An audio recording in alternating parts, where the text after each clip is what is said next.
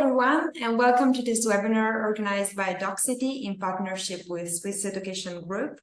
My name is Carolina, nice to meet you all, and I'll be your host for today's event on behalf of Docsity. I see here that the first people are already starting to join in. We are going to wait a few minutes before starting to allow everyone to connect. In the meantime, feel free to say hi on our chat here in Zoom, and please tell us where you're from. We are curious. First of all, I want to thank everyone for joining us and thank our panelists for being here with us today. I want to introduce you all to Malin Persson, Program Manager in Swiss Hotel Management School, Antoine Casanova-Mazet, Head of Innovation at HIM Business School, and Angelica Di Biagio, Regional Enrollment Coordinator at Swiss Education Group. Welcome. Together with them, we are going to explore the theme of business management, corporate versus hotel. We are going to explore the dynamic sectors of hospitality and business, learn more about the beauty of Switzerland, and you have the possibility to interact with our speakers and ask them questions. Talking about that, I'd like to remind you that after the presentation, we will have a Q&A session where you will be able to ask direct questions to the panelists. So don't be shy and just type all of your questions in the Q&A section here in Zoom, and we'll go through them at the end of the webinar.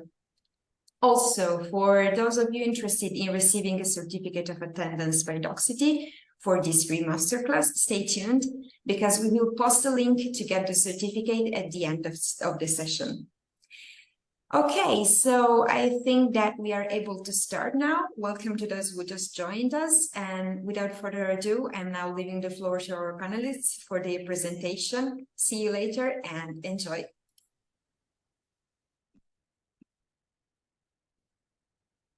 So, hello everyone. As my lovely speaker said, my name is Angelica, and I do take care of everything that is the enrollment within Swiss Education Group. But first thing first, you must wondering, what is Swiss Education Group and what do we care about? Swiss Education Group is actually the largest hospitality and business educator group in Switzerland, with over 14 years in experience in educating industry leaders. We do have 4 schools in 5 campuses across Switzerland, in the French-speaking part and also in the German-speaking part. We really deliver high-class education. Therefore, all of our schools are ranked in the top 8 according to the QS ranking, with Swiss Hotel Management School being the 3rd best hospitality school, Cesarist the 6th, Hôtel Sud Montreux the 7th, and Culinary Arts Academy the 8th. As we say, today is really going to be about the difference of hotel industry and corporate industry. And what the best if not doing that with our 2 amazing lecturers from Hôtel Sud Montreux and Swiss Hotel Management School. Indeed, today we're going to cover employee turnover and staff shortage and the gap in innovation. I will leave the words to you. Good evening, everyone. Thank you for having us. So my name is Antoine Casanova. I'll lead the discussion about innovation, and my point would be that the other business sectors and hospitality in general are more innovative, and I'll try to prove my point to my colleague and esteemed colleague Malin tonight. And let's start. Maybe I'll share just a quick study that was published by Boston Consulting Group, just to show you something and start the point on this. If I can, yeah, thank you. Here, I'm just going to show you a quick number that is, to me, mind-blowing, maybe eye-opening for some of you. So here is a report by Boston Consulting Group, so one of the top 4 consulting firms in the world, and they made a report about the last 17 years, their top 50 of the most innovative companies in the world. We are going to see that none today of the hospitality company are in the top 20, the top 50. For sure, and not in the last 3 years. So that's, for me, it's a bit of shame. And the last, but one of them is still today in this, it's in consumer good, it's McDonald's. We can see that even Starbucks is not even in this top 50. And I want to jump to travel and tourism here to show that over the last 4 years, none of this company has even cracked the top 50. And that's including Airbnb, Expedia, or Booking.com. So I'm not even talking about hotels. So this, for me, my point is that this lack in innovation has dire consequences for our industry, hospitality. And my point would be that this innovation gap or void is greatly due to the lack of education and training and investment by hotels to reach this. And when they invest in new technology, it's always with 5 years behind the latest trends and always like this. So I'm training the students here to try to bridge that gap. And so my point, our first argument were hospitality industry is lagging when it comes to business innovation. And I will argue with them. Yeah. Good evening, everybody. Just to give everybody a little bit of kind of a background as to maybe where we're both coming from, Antoine and I. We come from two quite different schools, both very hospitality focused. But for me, with my school, with SHMS, we are pure hospitality. We're very traditional. We still do innovative things, but we're a traditional hospitality school. Whereas Antoine comes from HIM, which is a wonderful hospitality and business school. That's also why you have this title in our wonderful webinar this evening with hotel versus corporate, because I take much more of a hotel operational stance towards this topic, whereas you will hear Antoine take a lot more of a corporate view. So this is a very interesting point, and you see me grinning because I love it when people disagree and we can talk about things. Now, the last time that we really saw anything related to hospitality in the top charts for these innovative companies was really 2019 with Airbnb. Right, Airbnb completely changed the way that hospitality works, and now we see these short-term rentals that you can rent from private individuals and not just from big companies, and we haven't seen anything since. Right, so why is that?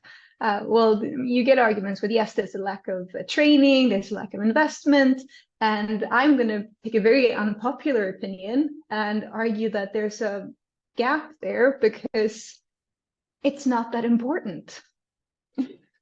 Innovation to me is a little bit like the cherry on top.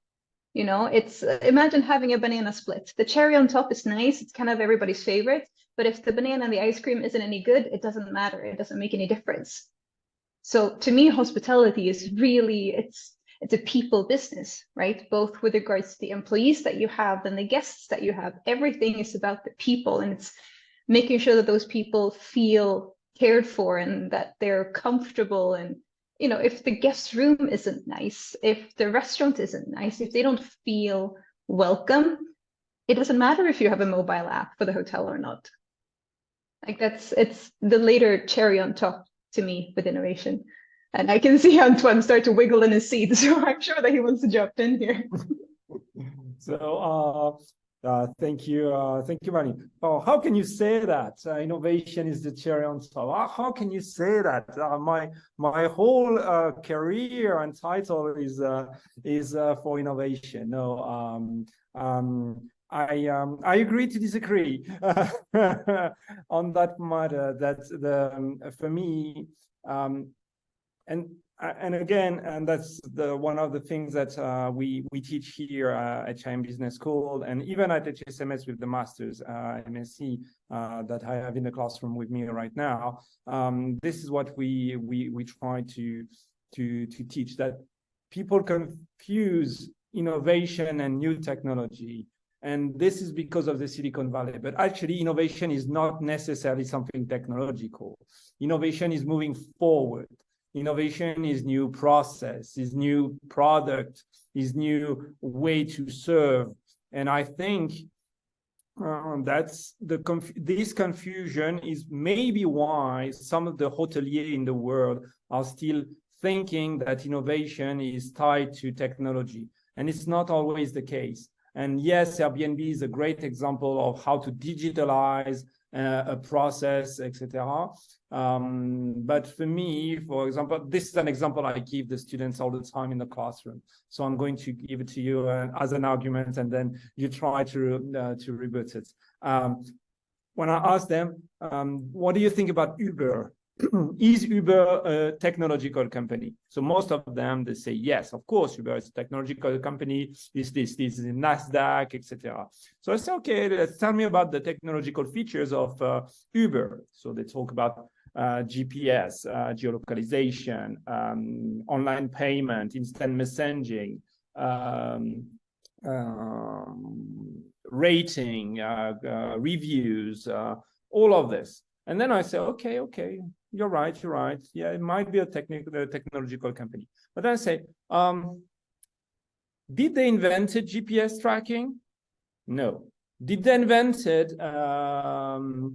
geolocalization? No. Did they invent online payment? No. Did they invent instant messaging? No. Did they invent or created online rating? No. And so on and so forth. Until the moment I say, well, to me, what did Uber innovated on?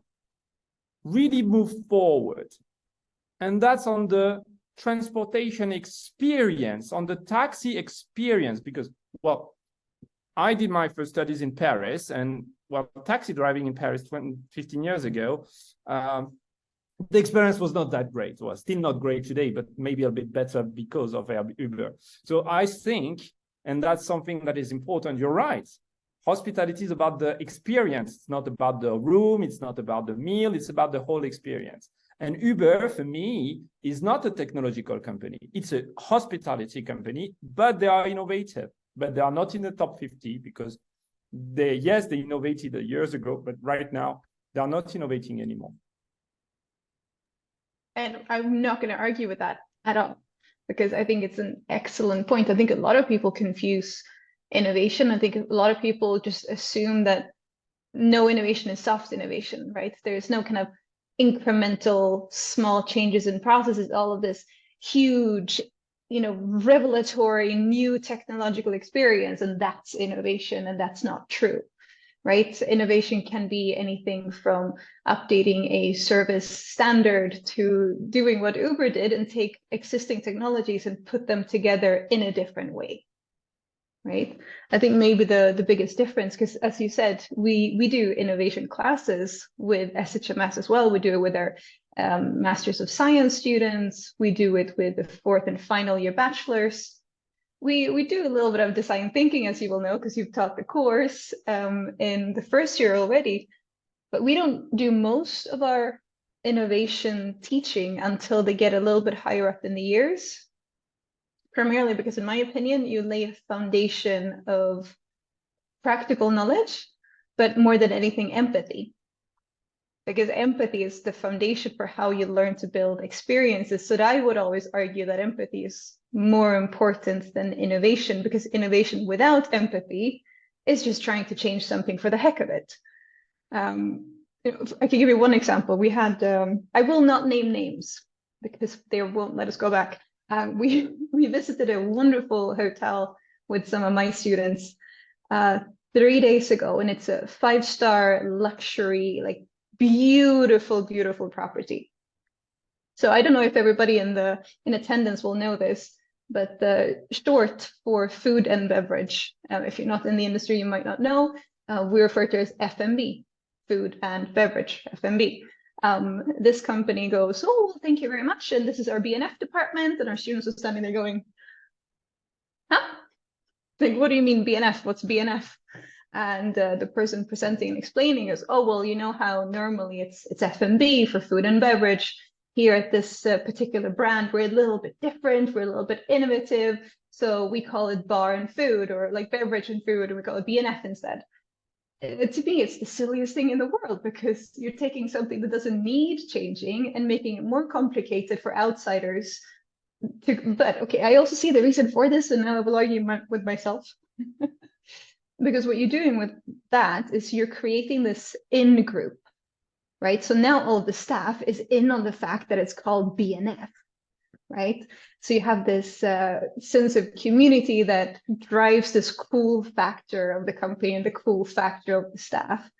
But as an outsider, you don't see the point of it, because it doesn't change anything with the restaurant, it doesn't change anything with the bar, it doesn't change anything with the processes, but they still refer to it as something that's innovative because they've moved two letters around. For the client, it doesn't change anything.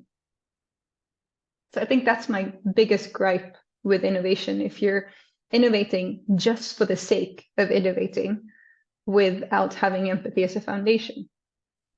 And I fully agree with this. And for me, being a great innovator is solving problems. It's not about just creating a new way of doing things or a new way of. It means that we always thought, and this is something we.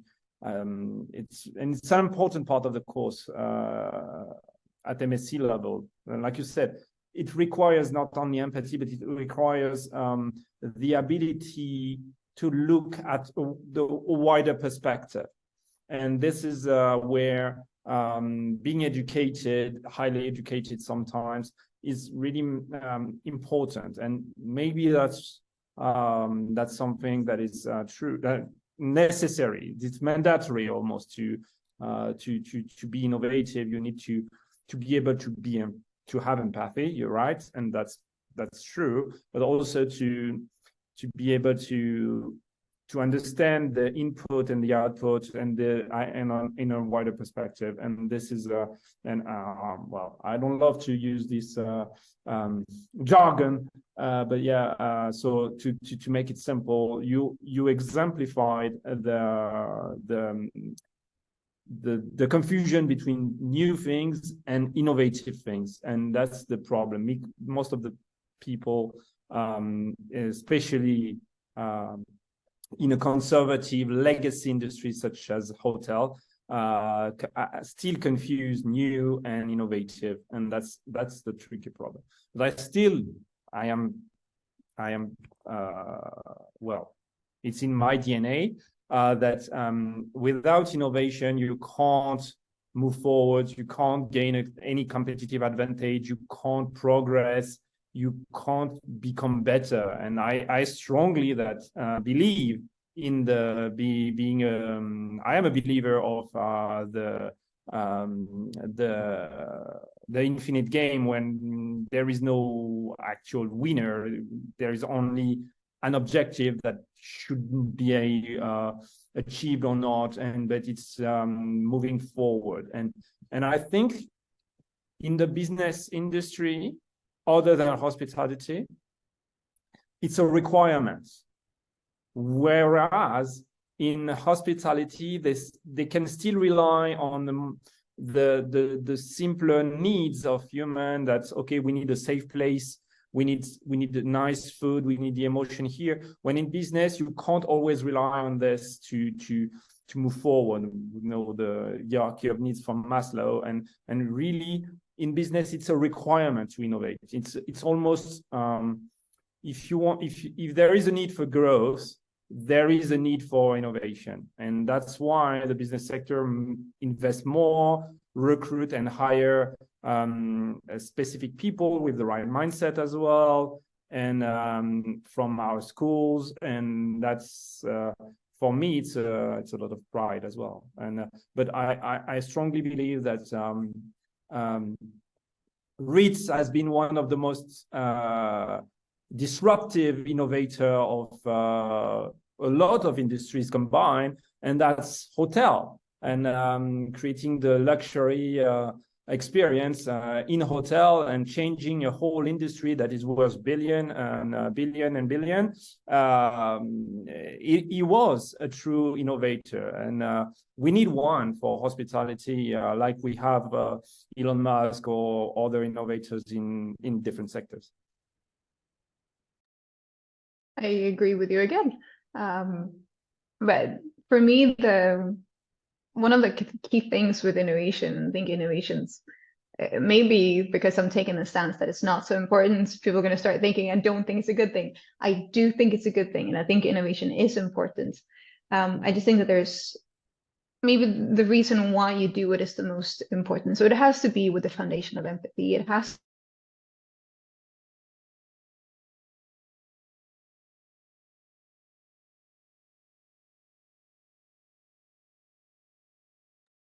Okay, I think we have I don't hear Malin anymore.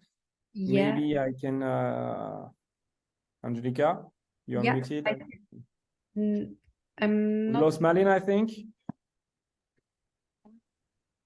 Oh, I Malin, think you I got back? kicked out. Yes. Okay. Hi. Okay. Sorry, Yeah. sorry. back. Sorry, We lost temporary you tech as issue. we lost you as I don't think it's in the negative, and then well. Oh, okay. So clearly my computer thought it was negative, and now we've been shut out. Can we innovate my Zoom, please? No, my point was going to be that with regards to innovation, it's all about the intention of it. Because I think today we innovate for the purpose of competitive advantage, and 9 times out of 10, it just ends up being a marketing thing. Like it's only for promotion because something new looks good or sounds good, where in reality, does it mean that you have more guests that come back to the hotel because they really loved their experience? Does it mean that they're raving about you online because this new thing was so amazing? Because and I am not a great example of this, but if I look at the experience that I have had in hospitality and in hotels, it is not the fancier, luxurious, innovative hotels, and those are not always the same. But it's not those that stand out to me. The experience that stand out to me are the ones that really build on community, that really build on care, that really build on empathy. One of my favorite stays I've ever had was in, obviously we're in Switzerland. It was above Verbier in a tiny little mountain chalet, where you couldn't order anything off the menu for dinner. Everybody was having the same thing. You sleep in bunk beds, and everybody walks around with dirty shoes, and the owner's 3 dogs are running around the dining hall, and you eat at these like big communal tables after like a long day of hiking. And it was the most amazing experience because everybody just relaxed, because it felt like you were at home. And I mean, this is something that's a very old tradition in Switzerland, these mountain refuges that we have. And there's nothing new or innovative about it, nothing at all. And it is by far the favorite hospitality experience that I have ever had. And I agree, that can be the truth, and that can be the same thing with craftsmanship. But in this case, I think you are more looking at, like you said, the experience of the craftsmanship, and in this case, the expertise, the place, the tradition, the view, etc. But how can you scale that without innovation? It's impossible. And yes, for a tiny boutique chalet experience, and that's super exclusive, and it's not luxury in the term of a lot of gold and things like this, but more luxury in the sense of exclusive and know-how, etc. So for me, I fully agree that there is a niche market for this as well. But how can you create a large-scale business activity out of this, and without innovation? It's, for me, we are looking at 2 different parts of the ladder here. And I agree with that. You can have great thing without any technology, without anything, but at the same time, how can you create a bigger business out of it? How can you grow? How can you manage people to want to innovate, etc., or to wants to go further? And that's the tricky part. And to link that with maybe our second subject, okay, because staff shortage in hospitality, but in any business, is a huge topic.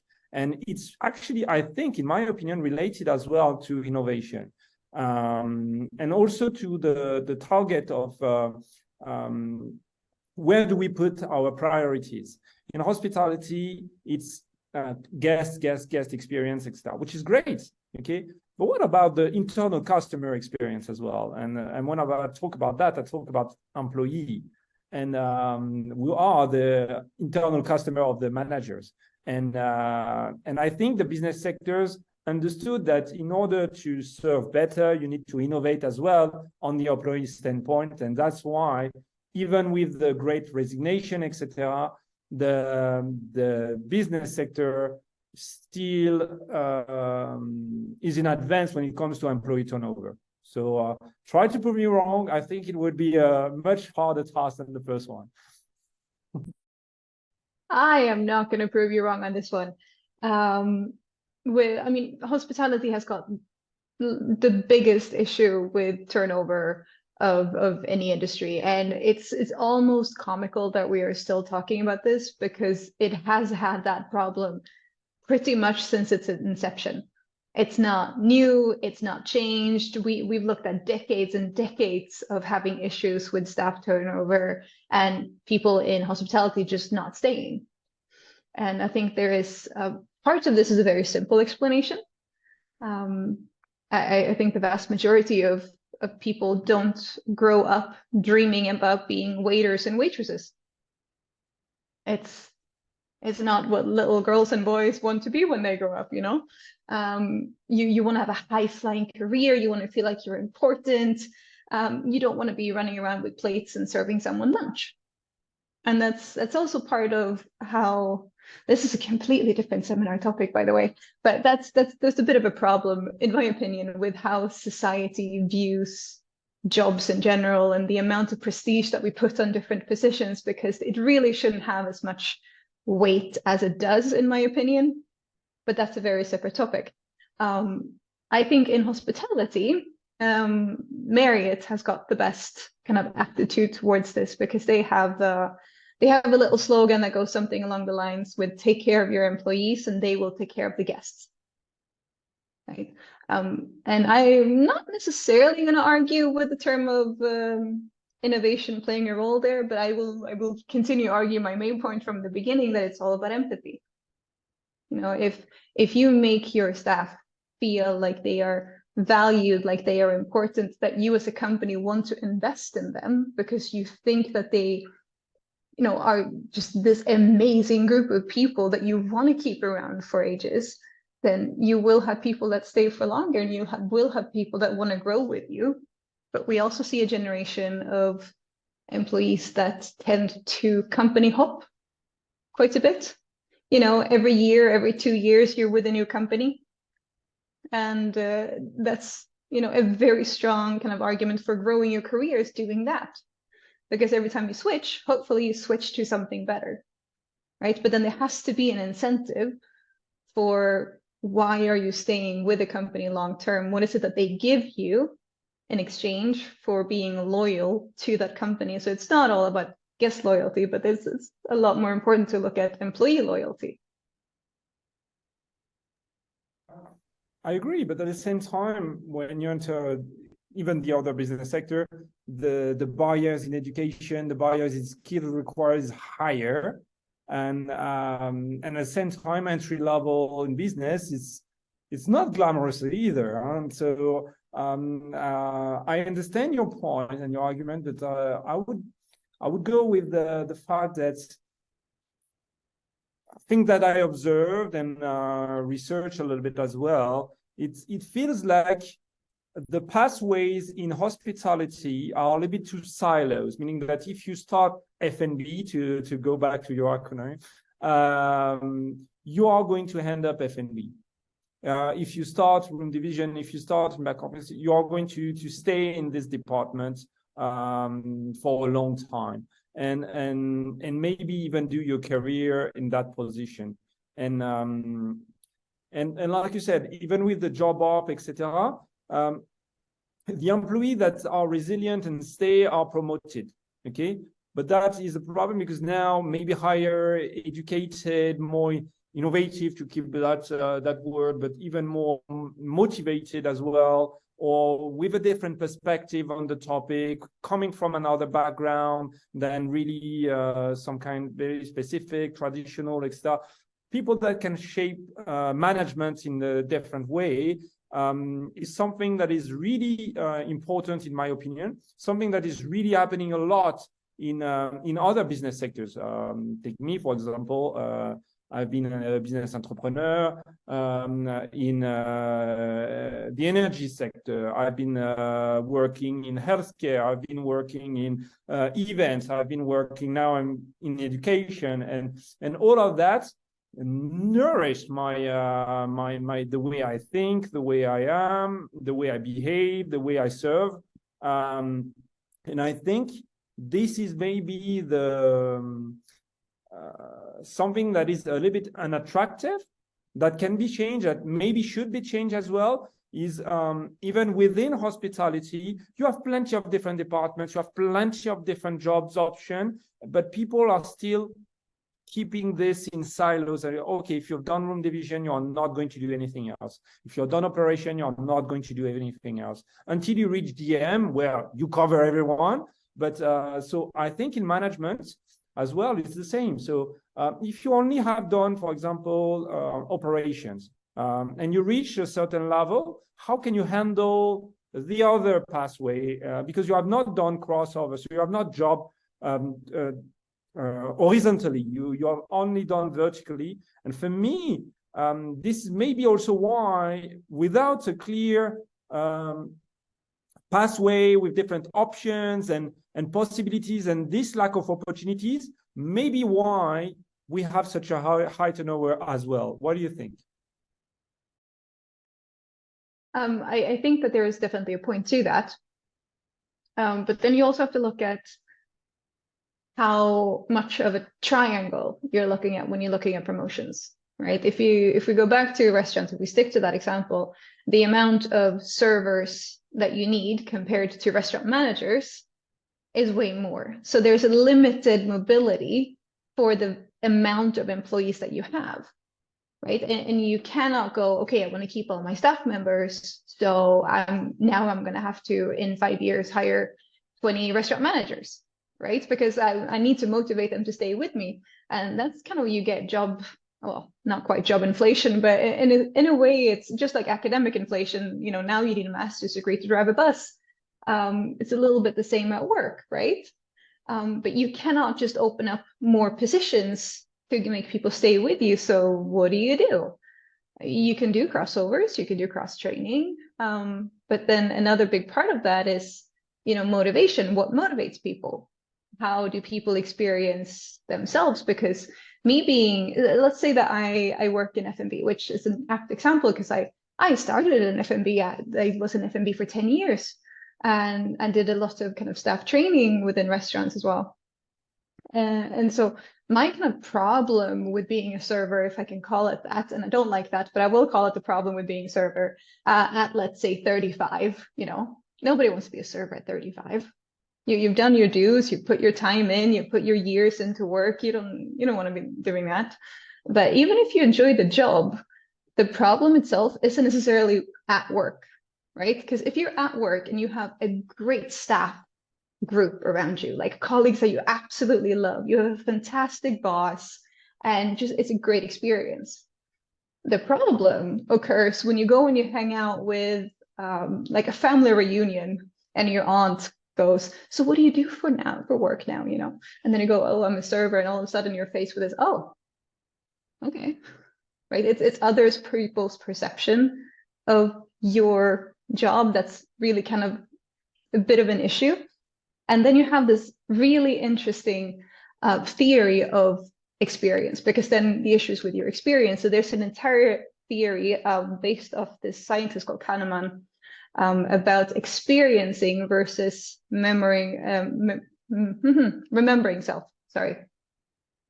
And the argument is that your experiencing self, the person that is currently having the experience, is the person in the back seat.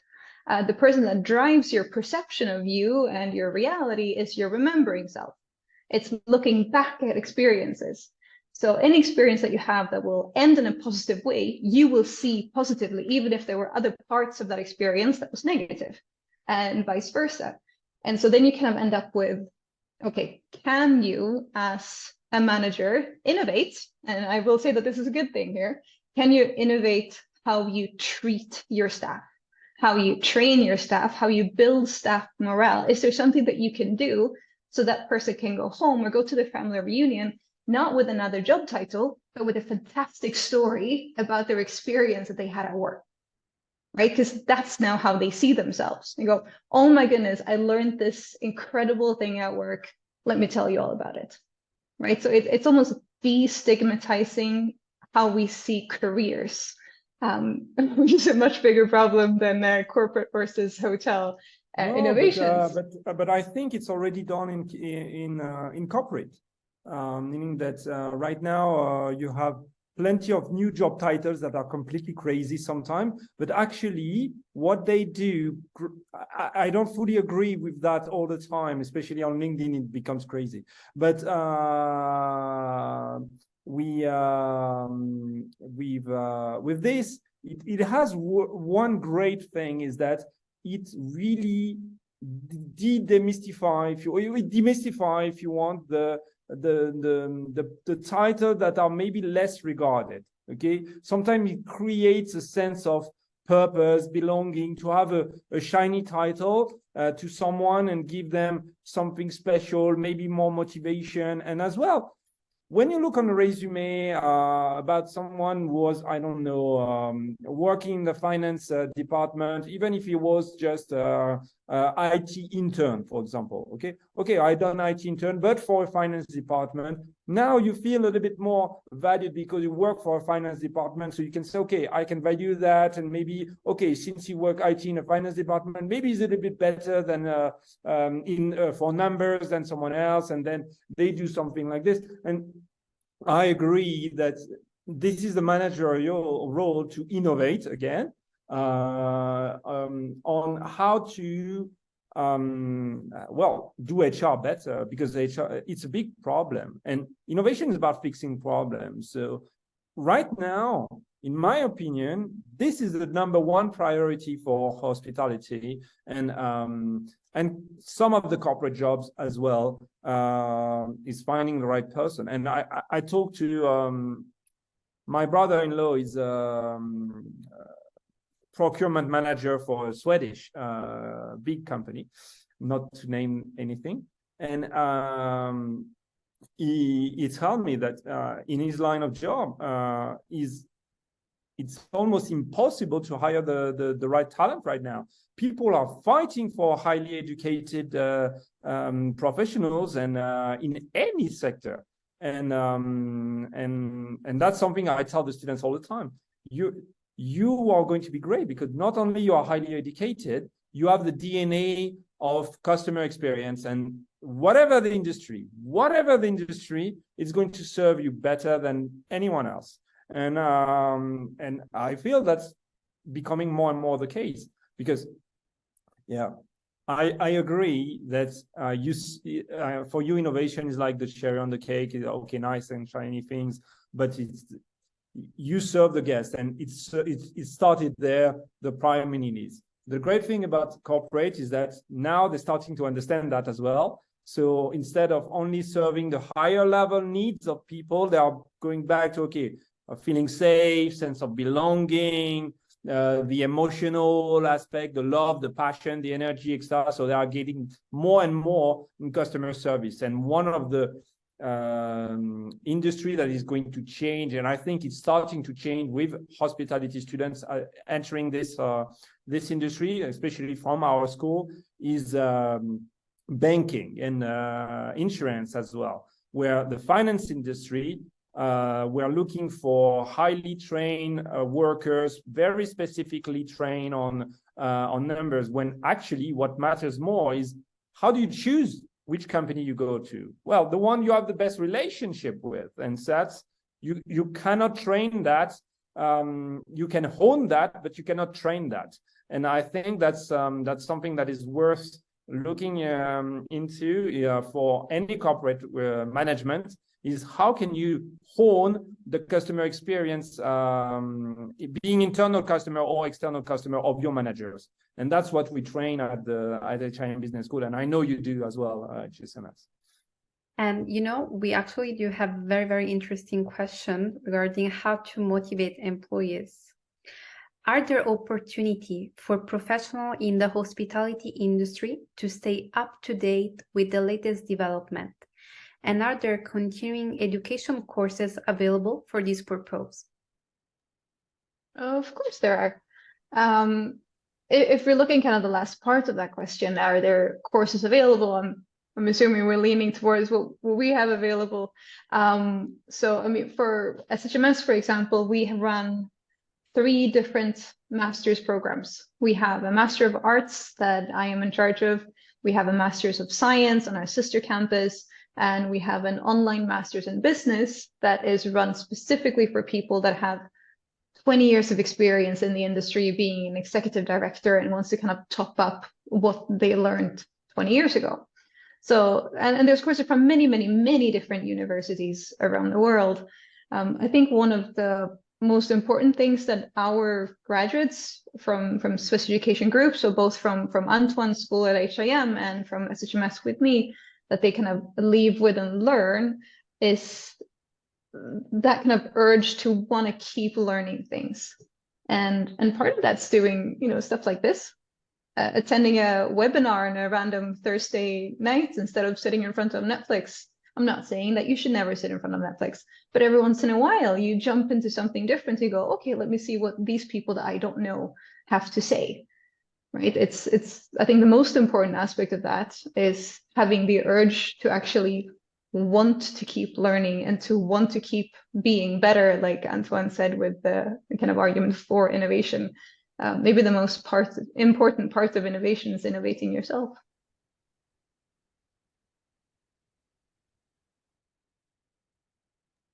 Okay, thank you. And just to thank you, Malin. And I'm teaching as well MSc for HSMS, but I'm responsible for innovation at HIM, but I'm teaching MSc innovation and tech-driven innovation value creation. So it's something very, very shiny title for just saying that, yes, technology is good, but it's not about the technology itself, it's about what the value creation you create out of it. And just to go back to your question, how do you keep up, etc.?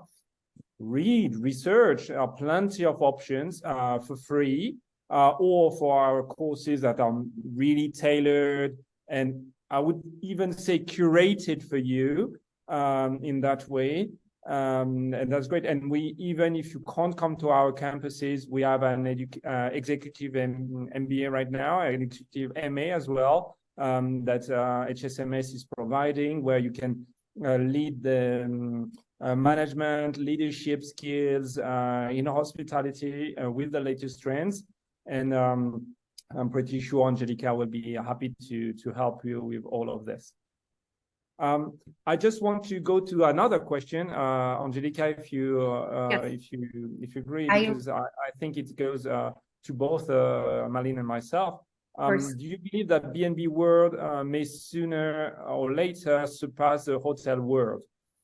If by B&B you mean Airbnb, it's already the case. Airbnb has 4 times the lodging of the second one in lodging, which is Marriott. So if you only count the lodging, meaning the number of rooms per night, the night's number of rooms, Airbnb is far behind, far in front. But to just continue on this, I agree with what Malin says. It's not only about the room itself. It's a lot about the experience you are going to have. So Are they competitor? Yes. Are they direct competition? I'm not sure. And this is something that well, a very, very expensive and luxurious Swiss watch CEO has said recently, and I listened to his interview, Mr. Benamias, and he told the journalist asking him the question about the Apple Watch farly and by far outselling his watch. Say, well, we maybe both of us sell a timekeeper in a way. Okay, we don't sell the same product. So in a way, it's a little bit like this as well. Airbnb can be far away in advance. It's not going to be removing the need for great hospitality experience, in my opinion. I completely agree with that. By the way, Airbnb and hotels are the same field, but different purposes, different markets. And there was another question here that I quite liked. Thank you for the webinar, very original and engaging. What advice would you give to someone who wants to start a career in hospitality? And I'm going to give the most boring advice that you have ever heard, for which I shall apologize. Two parts. One, just start. And two, be humble. Don't think that you're going to start as a front desk manager. That's not going to happen. And, you know, unless your family owns the business, then maybe.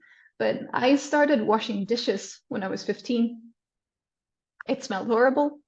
It was a fantastic experience. It's still one of my favorite jobs I've had to this date. I am an absolute badass in the dishwashing section. I can organize that station like an absolute pro. But the reason why I loved that job is because the rest of the staff was amazing.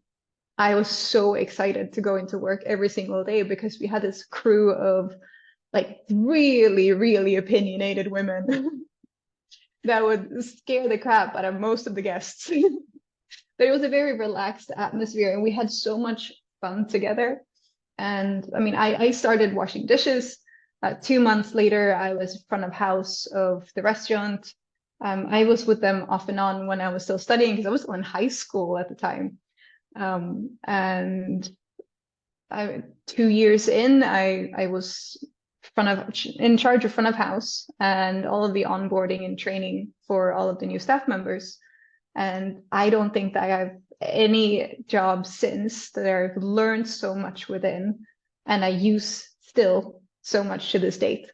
Only a few years ago, I was teaching events at my school, and I had a student run up to me and go, "Miss, I think we broke the dishwasher. We need a plunger." And I'm like, "Step aside."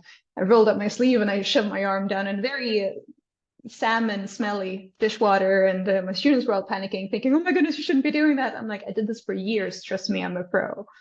You know, and that just made everybody kind of relax more. They made everybody feel a little bit closer, going, "Oh my goodness, look at this. My program manager is getting her hands dirty, pulling salmon out of the drain."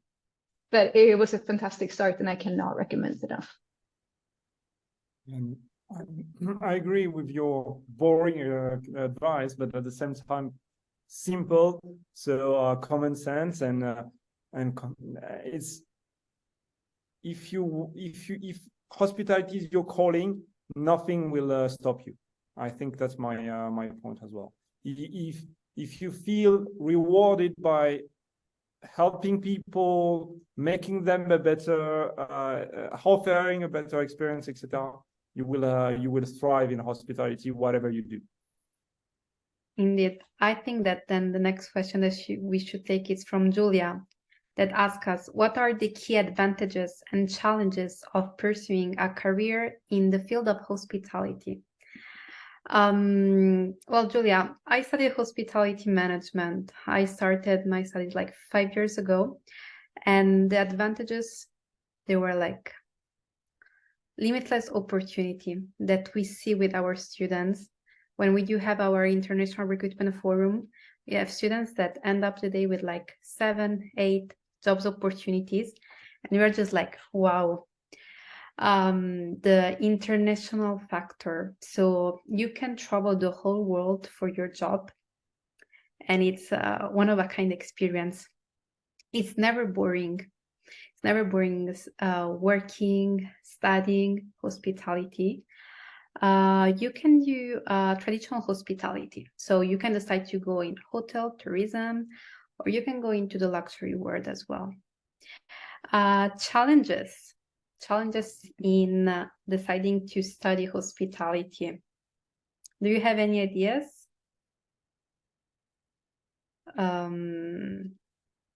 What is the main challenge that the students are living right now, Malin and Antoine?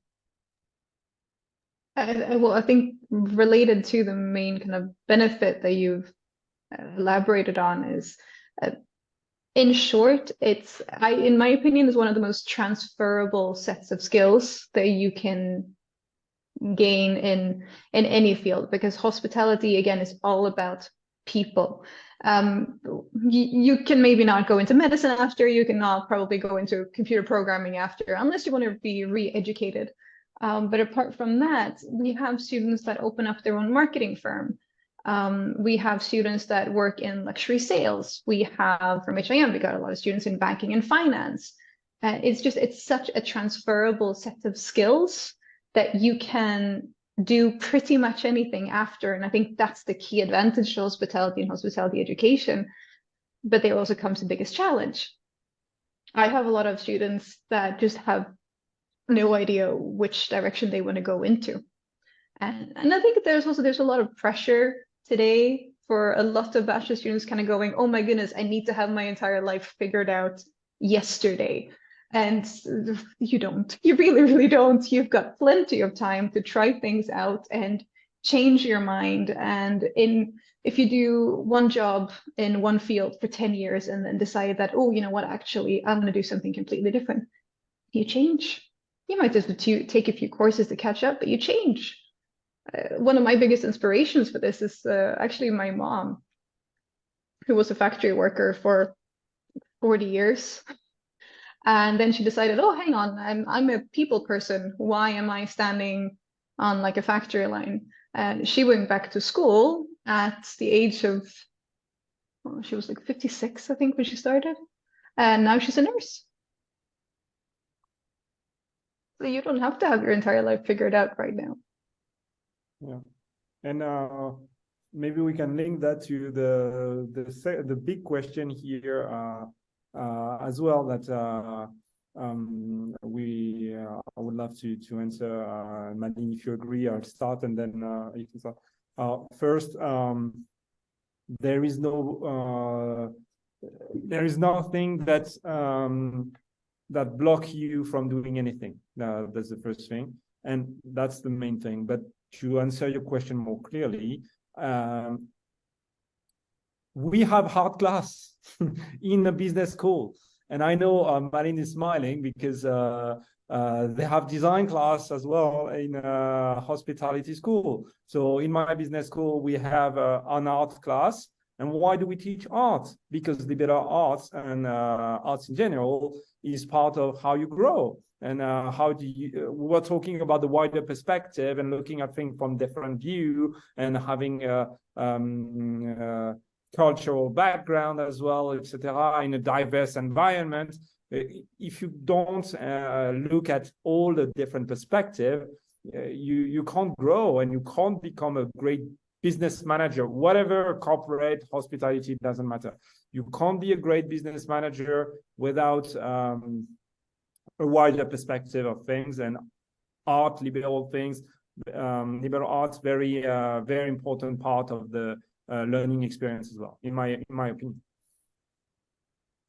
And I can only agree because it's one of my areas of expertise. So part of what I teach for my school is 3D modeling, Photoshop, rendering. I teach my students to do designs for hospitality. So we look at creating hotel rooms, we look at creating public places. And with that question, there was kind of a concern with how AI is interacting with arts as well. And that I will put that to rest right this second. AI is not coming for the job of the artists. It's kind of like Airbnb and hotels, right? Similar thing, very different markets, right? The people that are going to want to buy art pieces created by AI are the ones that are going, oh my goodness, this is incredible. I can't believe a computer made this. That's so cool. And the people that are going for the ones created by an actual person, they gravitate that words because they like the emotion behind it, because they like the intensity behind it, because they appreciate the craftsmanship and the time that was put into creating it. So it's again, it's the same product really, but it's completely different markets and completely different values.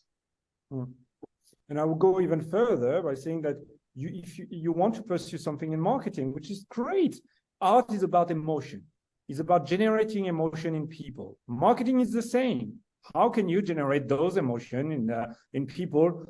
The outcome is not the same. Art is just for the emotion. Marketing is in order to gain something out of them. That's business, and both of them are linked. And I think if you understand how can you create emotion inside people's mind or heart, if you want, or gut feeling, then you have a career in marketing for sure.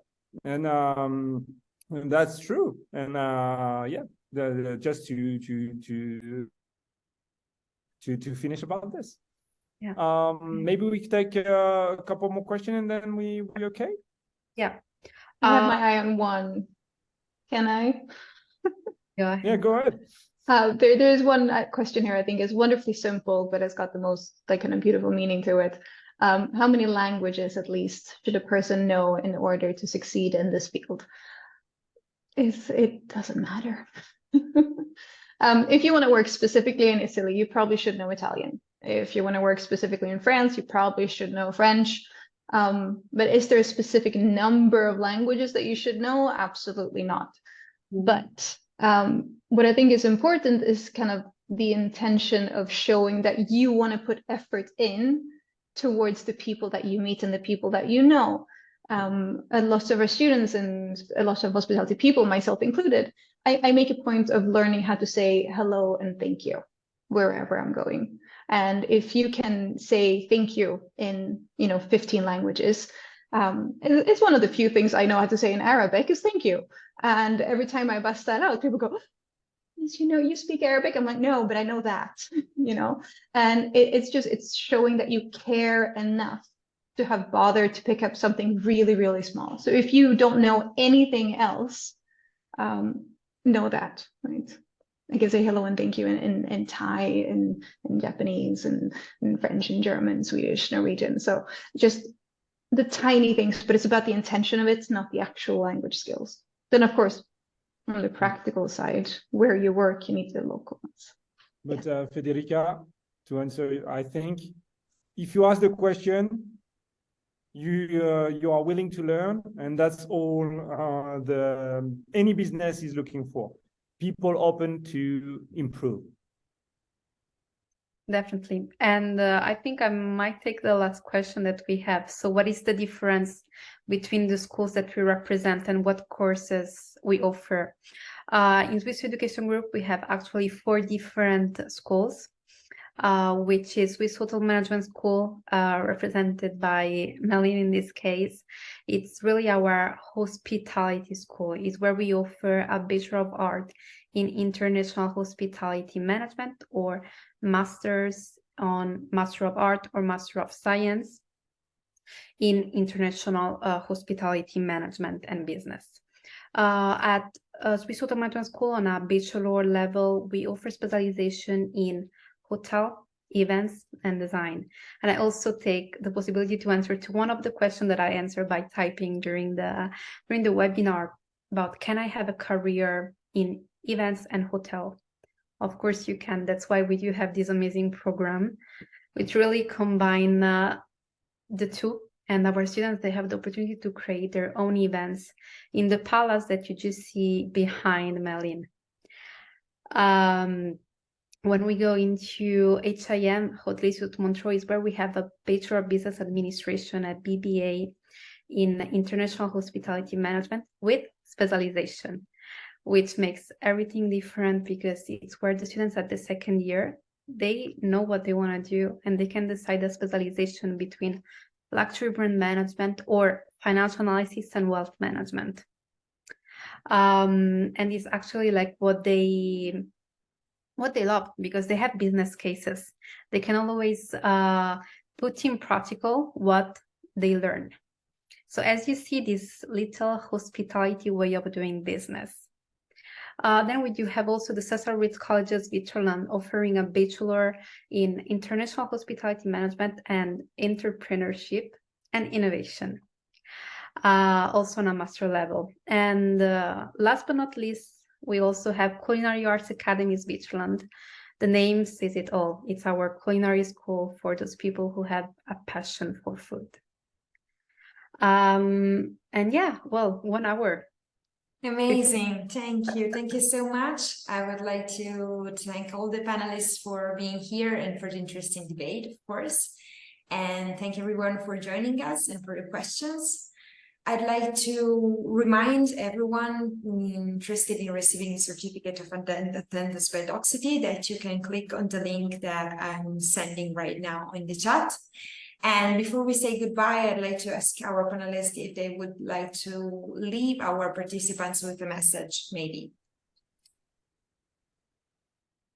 Well, first of all, just thank you very much for inviting us. It's been lovely. And thank you to everybody that asked questions. I think it's always very nice to get questions because it directs the conversation into a path that's interesting for you. And if I leave you with anything, I'm sure Antoine will build upon this. Foundation for anything that relates to customers is empathy. Customers, staff members, everything's about caring for other people. I would like to thank you all as well for participating today, coming to listen to us and our debate. Hopefully you enjoyed it and maybe follow a career, whether it's in business or hospitality. We don't forget that every business is people business, and that's something that is really, really important when to consider. And yeah, thank you, grazie, gracias, tac, whatever. Merci to all of you for joining us today.